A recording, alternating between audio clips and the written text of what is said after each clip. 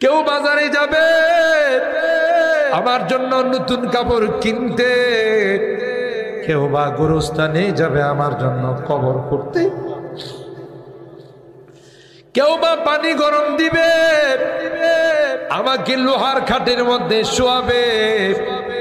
আমি চিৎকার করে বলবো, আমি কোনোদিন তো লোহার খাটে শুই না, আমি তো জাজিমে শুইছি, আমি তো সেগুন কাঠের খাটে শুইছি। আমি ব্যথা পাগ, তোমরা আমাকে লোহার খাটে ব্যথা দিও। কেউ যে তার চিৎকারের কথা শুনবে। গরম পানি দিয়া গোসল করাবে, মৃত্যু ব্যক্তি ডেকে ডেকে বলবে, গরম লাগে, তোমরা আমার গায়ে গরম পানি ঢেলে দিও না। দুনিয়ার মানুষ এত নিষ্ঠুর হবে, কেউ যে তার চিৎকারের দিকে তাকাবে।